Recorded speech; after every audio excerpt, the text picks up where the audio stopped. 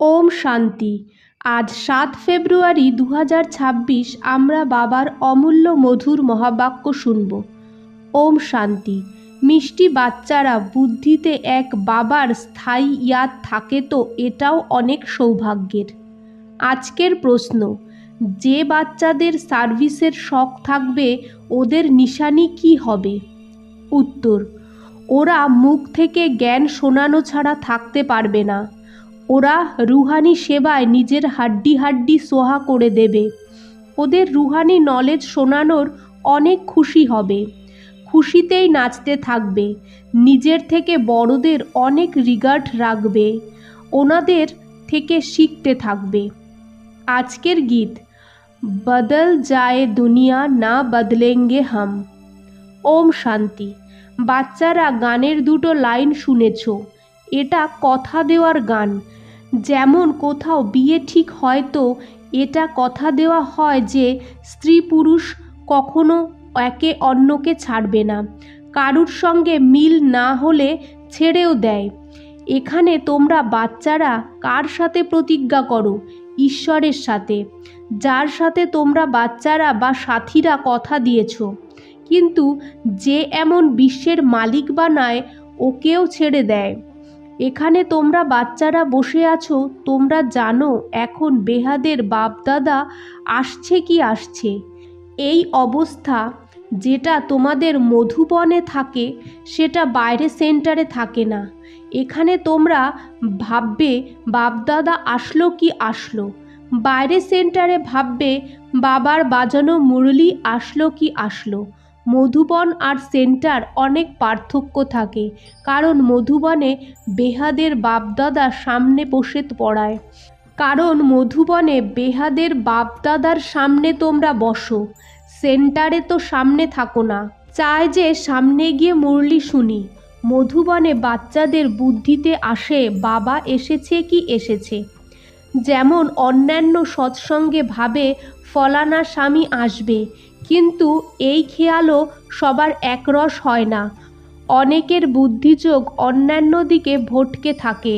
কারুর পতি ইয়াদ আসে, কারুর সম্পর্কের লোকজন ইয়াদ আসে। বুদ্ধিযোগ এক গুরুর সাথে টেকে না। কেউ বিরলাই হবে যে গুরুর ইয়াদে থাকবে।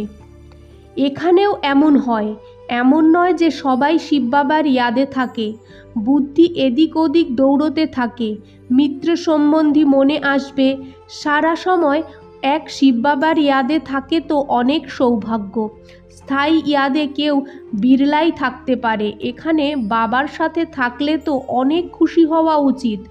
অতীন্দ্রিয় সুখ গোপী বল্লভের গোপীদের কাছে জিজ্ঞাসা করো, এটা এখানে গাওয়া হয়। এখানে তোমরা বাবার ইয়াদে বসেছ, জানো যে এখন আমরা ঈশ্বরের কোলে আছি, পরে দৈবী কোলে থাকব। কারুর কারুর বুদ্ধিতে সার্ভিসের খেয়াল চলে, এই চিত্র ঠিক করি, এটা লিখি। কিন্তু যারা ভালো বাচ্চা হবে তারা বুঝবে এখন তো বাবার থেকে শুনতে হবে, আর কোনো সংকল্প আসতে দেবে না। বাবা জ্ঞান রত্নের ঝুলি ভরতে এসেছে, তো বাবার সাথেই বুদ্ধির যোগ লাগাতে হবে। নম্বর অনুসারে ধারণা তো করেই, কেউ ভালোভাবে শুনে ধারণা করে, কেউ কম ধারণা করে। বুদ্ধিযোগ অন্যান্য দিকে দৌড়তে থাকবে তো ধারণা হবে না, কাঁচা থেকে যাবে। এক দুবার মুরলি শুনে ধারণা হলো না তো এই অভ্যাস পাক্কা হয়ে যাবে। তারপর যতই শুনতে থাকুক ধারণা হবে না, কাউকে শোনাতে পারবে না। যার ধারণা হবে তার সার্ভিসের শখ হবে, লাফাতে থাকবে, ভাববে সবাইকে এই জ্ঞান ধন দান করি, কারণ এই ধন এক বাবার কাছে ছাড়া আর কারুর কাছে নেই। বাবা এটাও জানে সবার ধারণা হবে না, সবাই একরকম উঁচু পদ পাবে না। এর জন্য বুদ্ধি অন্যদিকে ঘুরতে থাকে। ভবিষ্যতে ভাগ্য অত উঁচু হয় না। কেউ কেউ স্থূল সার্ভিসে নিজের হাড্ডি হাড্ডি দিয়ে দেয়, সবাইকে রাজি করায়, যেমন ভোগ বানায়, খাওয়ায়। এটাও একরকম সার্ভিস, তাই না? যার সার্ভিসের শখ হবে সে মুখ থেকে বলা ছাড়া থাকতে পারবে না। তাও বাবা দেখে যে দেহ অভিমান তো নেই, বড়দের রিগার্ড রাখে কি না। বড়দের তো রিগার্ড রাখতেই হবে, তাই না? হ্যাঁ, কেউ কেউ ছোটরাও হুঁশিয়ার হয়ে যায়, তো হতে পারে বড়দের ছোটদের রিগার্ড দিতে হয়, কারণ বুদ্ধি ওদের গ্যালপ করে নেয়। সার্ভিসের শখ দেখে বাবা তো খুশি হবে, তাই না? ও ভালো সার্ভিস করবে। সারাদিন প্রদর্শনীর সার্ভিসের প্র্যাকটিস করতে হবে। প্রজা তো অনেক হবে, তাই না? আর অন্য কোনো উপায় নেই। সূর্যবংশী, চন্দ্রবংশীর, রাজারানীর প্রজা সব এখানে হয়। কত সার্ভিস করা উচিত। বাচ্চাদের বুদ্ধিতে এটা তো আছে যে এখন আমরা ব্রাহ্মণ হয়েছি। ঘর গৃহস্থে থেকে এক একজনের অবস্থা এক এক রকম থাকে। ঘরবার তো ছেড়ে যাওয়া যাবে না। বাবা বলে ঘরে থাকো, কিন্তু বুদ্ধিতে এই নিশ্চয় রাখতে হবে যে পুরনো দুনিয়া শেষ হয়েই আছে। আমাদের এখন বাবার সাথে কাজ। এটাও জানে যে কল্পপ্রথমে যে জ্ঞান নিয়েছিল ওরাই নেবে। সেকেন্ড বাই সেকেন্ড হুবহু রিপিট হচ্ছে। আত্মার মধ্যে তো জ্ঞান থাকে, তাই না? বাবার কাছেও জ্ঞান থাকে। তোমাদের বাবার মতো হতে হবে, পয়েন্ট ধারণ করতে হবে। সব পয়েন্ট একসাথে বোঝানো যায় না। বিনাশও সামনে দাঁড়িয়ে আছে। এটা ওই বিনাশ। সত্যযুগ ত্রেতাতে তো কোনো লড়াই হয়ই না। এটা তো পরে যখন অনেক ধর্ম হয়ে যায় তখন লড়াই শুরু হয়। প্রথম প্রথম আত্মা শতপ্রধান থাকে, তারপর শত রজ তমর স্টেজ হয়। তো এগুলোও সব বুদ্ধিতে রাখতে হবে। কেমন করে রাজধানী স্থাপন হয়, এখানে বসে আছো তো বুদ্ধিতে রাখতে হবে যে শিব বাবা এসে আমাদের খাজানা দেয়, যেটা বুদ্ধিতে ধারণ করতে হবে। ভালো ভালো বাচ্চারা নোটস লেখে, লেখা ভালো, তো বুদ্ধিতে টপিকস আসবে। আজ এই টপিককে বোঝাবো। বাবা বলে আমি তোমাদের কত খাজানা দিয়েছিলাম।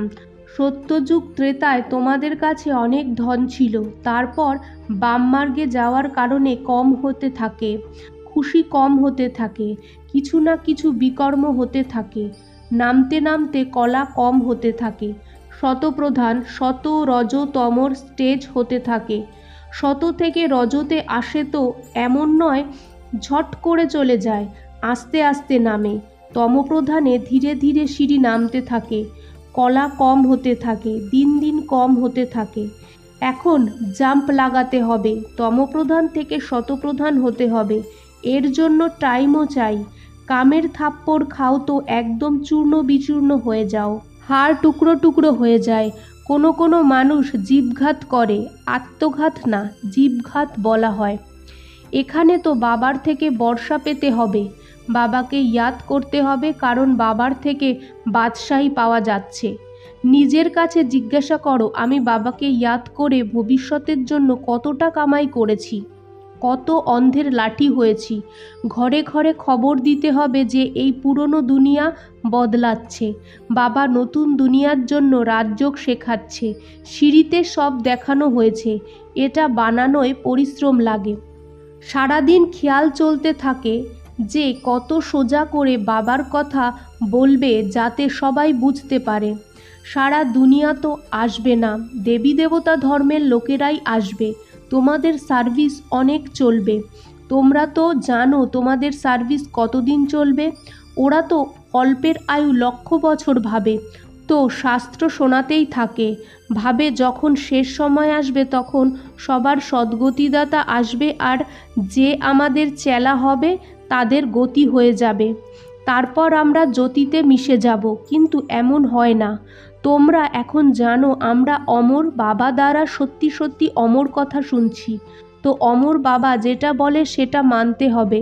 শুধু বলে আমাকে ইয়াদ করো, পবিত্র হও, না হলে শাস্তি অনেক পেতে হবে, পদও কম পাবে, সার্ভিসে পরিশ্রম করতে হবে।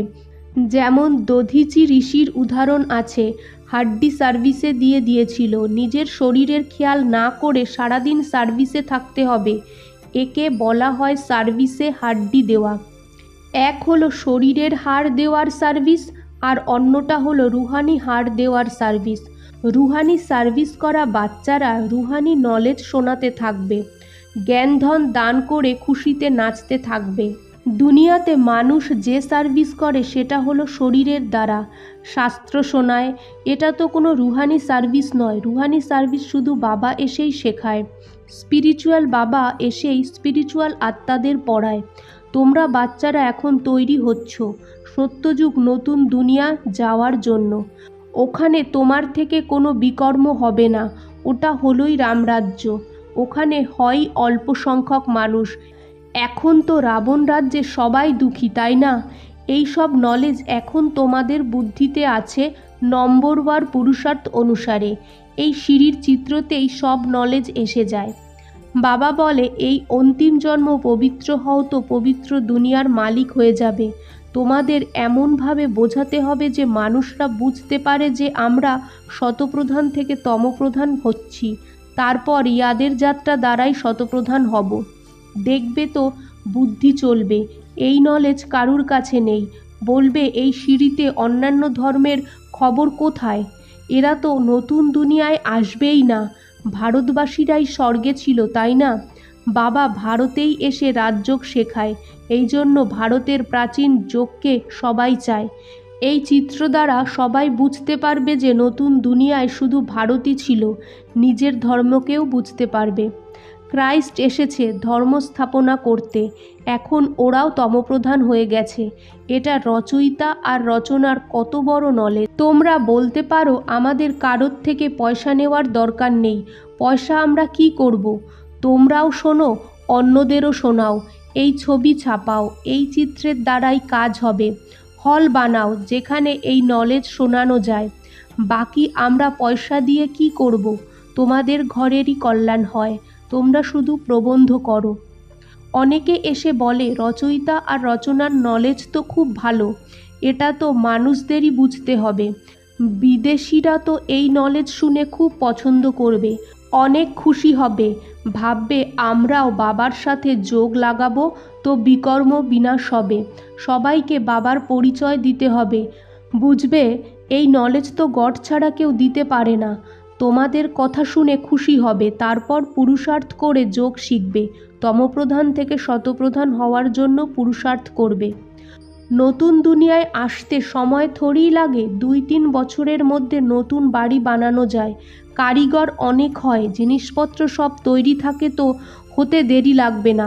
সোনা রূপো তোমরা অনেক পেয়ে যাবে। খনি থেকে তোমরা সোনা রূপো হিরে নিয়ে আসো। সায়েন্সের কত উন্নতি হচ্ছে। এই সায়েন্স সত্যযুগে কাজে আসবে। এখানে শেখারা সত্যযুগে জন্মে কাজে লাগাবে। ওই সময় তো সারা দুনিয়া নতুন হয়ে যায়। রাবণ রাজ্য শেষ হয়ে যায়। 5 তত্ত্ব কায়দা অনুসারে সার্ভিসে থাকে। স্বর্গ হয়ে যায়। এখানে তো উপদ্রব হয় না। রাবণ রাজ্যই নেই, সব শতপ্রধান হয়। সব থেকে ভালো কথা হলো তোমরা বাচ্চারা বাবাকে ভীষণ ভালোবাসো। বাবা খাজানা দেয়। একে ধারণ করে অন্যকে দান দিতে হবে। যত দান করবে তত জমতে থাকবে। সার্ভিস করবে না তো ধারণা কিভাবে হবে? সার্ভিসে বুদ্ধি চলা উচিত। সার্ভিস তো অনেক হতে পারে। দিন দিন উন্নতি করতে হবে, নিজের উন্নতি করতে হবে। আচ্ছা মিষ্টি বাচ্চাদের গুড মর্নিং। আজকের ধারণা: 1. সদা রুহানি সার্ভিসে তৎপর থাকতে হবে। জ্ঞান ধন দান করে খুশিতে নাচতে হবে। নিজে ধারণ করে অন্যকে ধারণা করাতে হবে। 2. বাবা যে জ্ঞানের খাজানা দেয় সেটা দিয়ে নিজের ঝুলি ভরতে হবে। নোটস দিতে হবে, তারপর টপিকে বোঝাতে হবে। জ্ঞান ধনের দান করার জন্য লাফাতে থাকতে হবে। আজকের বাপদাদার মধুর বরদান: সত্যতার মহানতা দ্বারা সদা খুশির ঝোলায় ঝোলা বাচ্চারা অথরিটি স্বরূপ ভব। সত্যতার অথরিটি স্বরূপ বাচ্চাদের গায়ন আছে: সত্যতার নৌকা নড়বে কিন্তু ডুববে না। তোমাদেরও কেউ যতই নাড়ানোর চেষ্টা করুক, কিন্তু তুমি সত্যতার মহানতা দ্বারা দোলনায় দুলতে থাকো। ও তোমাকে দোলায় না, কিন্তু দোলনাকে দোলায়। এটা নড়ানো না, এটা দোলানো। এই জন্য তুমি ওনাকে ধন্যবাদ দাও যে আপনি নড়ান আর আমি বাবার সাথে দুলি। আজকের স্লোগান: সর্বশক্তির লাইট সদা সাথে থাকে তো মায়া কাছে আসতে পারবে না। ওম শান্তি।